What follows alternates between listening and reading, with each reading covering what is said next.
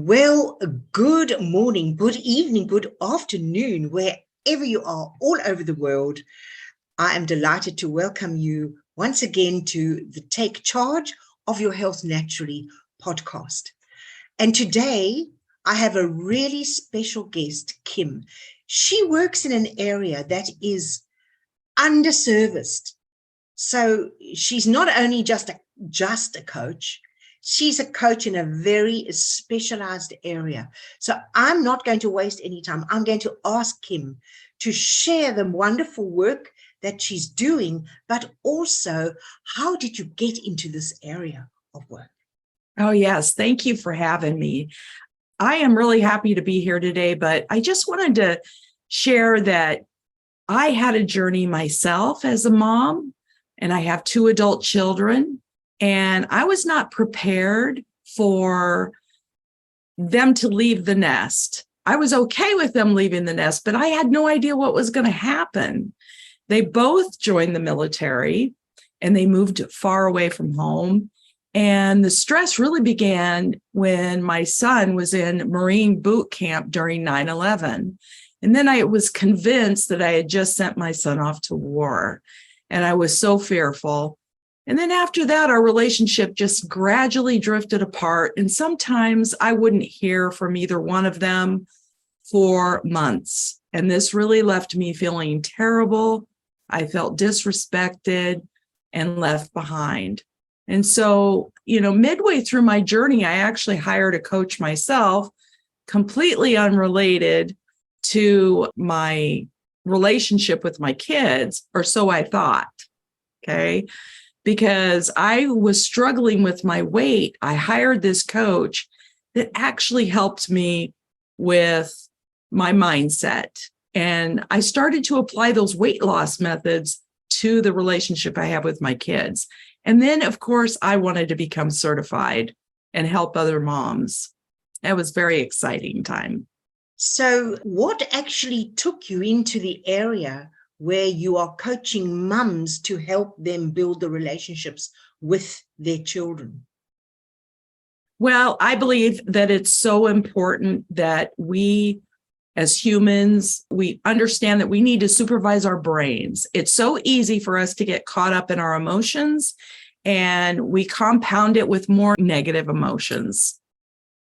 Well, that is interesting. I wanted to ask you about that because you mentioned supervise our brains. What exactly do you mean by supervise our brains? Yes. So listen, when we work from our subconscious thoughts, they kind of run our thoughts and our emotions, and our bodies react with a fight or flight. And either way, this puts tremendous amount of stress on our physical bodies. It lowers the oxygen in our brain, and it tenses up our muscles. It increases our stress hormones. And when when we are supervising our brains, it brings our thoughts to the prefrontal cortex, like to our consciousness. And we can separate out then the stories from the facts. If it's not factual, we can choose to let it go, or we, let go of the story we're telling ourselves and just keep the facts. The next step is to kind of neutralize our thoughts. For example, I might be thinking that my kids are being disrespectful because they don't bother to reach out. And that sounds much worse than just stating the fact that my kids haven't called me in 3 weeks. It feels much heavier than that. So we want to neutralize that thought. And that's how we supervise our brain. It sounds easy on paper, but what tools do you give people to lead them along that journey to supervise their brain? Because what you've said there, I think I should be doing that too. Yeah. So I do have a very specific method to take somebody through that. It's a 5-step approach, and we break down the circumstances of what we're thinking and how we're feeling and how we're behaving. And then we begin to understand what results we're getting because of all of that. When we start to process these emotions, we can decide if we want to let go of these old thoughts, maybe that aren't serving us anymore, or maybe we need to find a new thought. We can choose a new thought, or maybe we just need to neutralize it, change the words slightly so it doesn't feel as emotional. Using using that example of my kids calling, we can think about the emotional pain when we think that we're being rejected, right? And it feels really heavy. So I already shared with you how I neutralize that by making it factual. Later on, I might choose to believe that my kids are just living the busy life. Okay. That's a better thought that I can have. And then I don't feel rejected. I might feel some other emotions, but I don't feel that heavy emotion of rejection.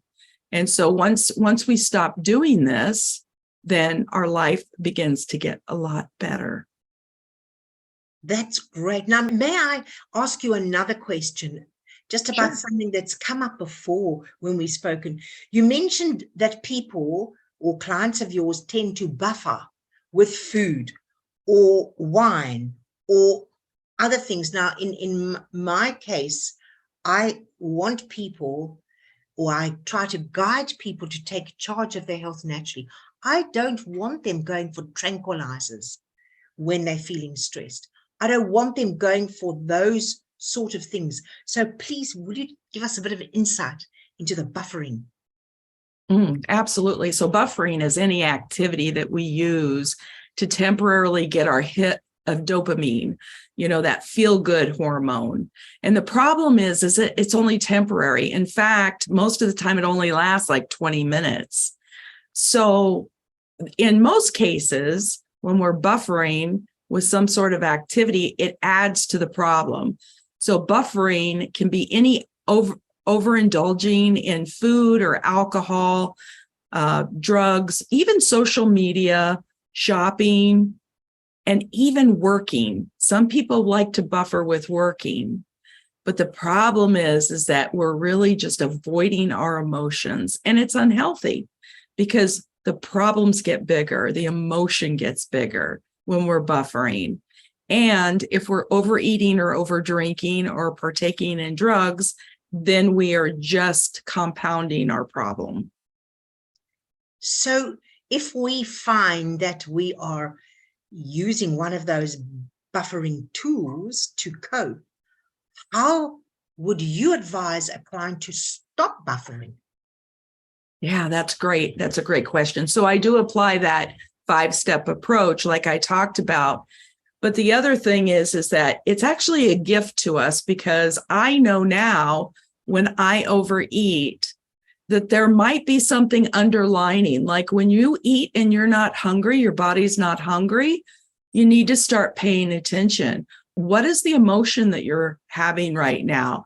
And what are the thoughts in your mind that are creating those emotions? And then also we do what we call kind of an urge exercise, where we actually take these urges and we wait them out like 15 minutes. And it's been very effective.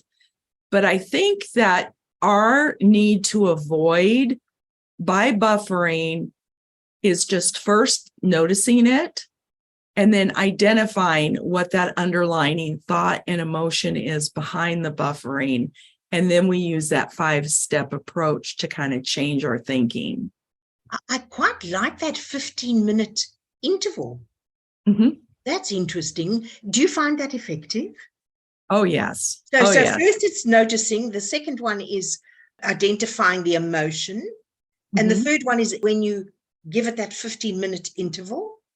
Mm-hmm. But if you think about it, you're just grabbing food and you tell yourself, no, if I'm hungry in 15 minutes, then maybe I'll get me some food.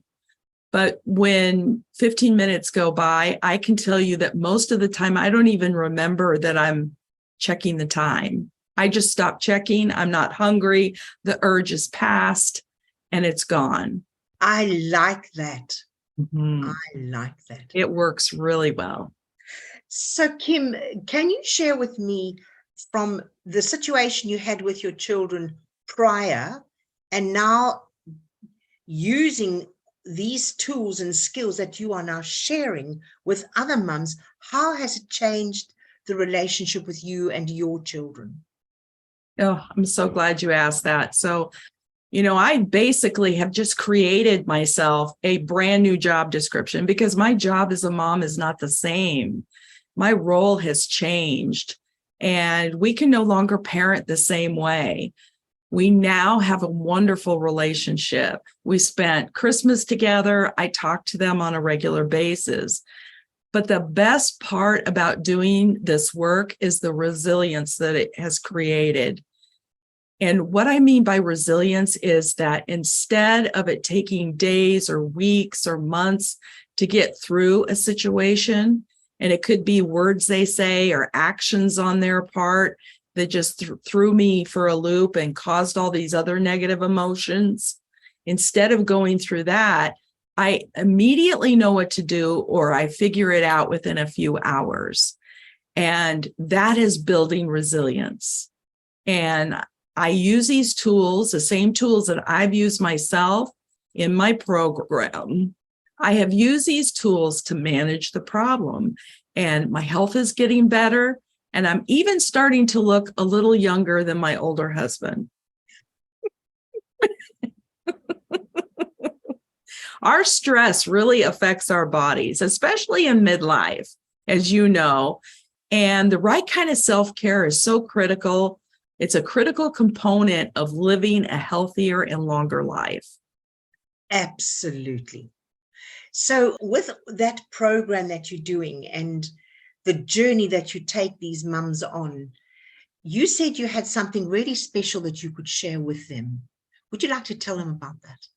Absolutely. So I have, if you go to my website and it's at midlifediscoveries.com, you will find on there plenty of buttons to sign up for a free course. And it's Thriving Within a Divided Family. And you can grab that, and it takes you through 3 videos and a workbook on how to really work with your kids. And I'm telling you, even with teenagers, I think that some of this applies. But there's real world issues happening today with the family dynamic. And I think it's so important to understand that dynamic, understand the generational differences that we have, and apply them in our relationship with our kids. So, yeah, I would encourage all of you to go out there. It's free. They're very short videos that I email them each day to you. And I'll let you work through in the workbook your own circumstances to apply the principles that I share. So it is fantastic. That is so valuable. That's a real special gift. Thank you so much. So, Kim, if someone wanted to get in direct contact with you as a coach, if they're going through some issues, what is the best way for them to connect with you? Yeah, so I have a Facebook group. You can look up Worthy Moms on the Facebook group. I'm also on Instagram, Midlife Discoveries. But I would love for you to come to the site and grab that free offer. And then you'll be signed up to get my emails on a regular basis. And I'll tell you when the membership is open. Awesome.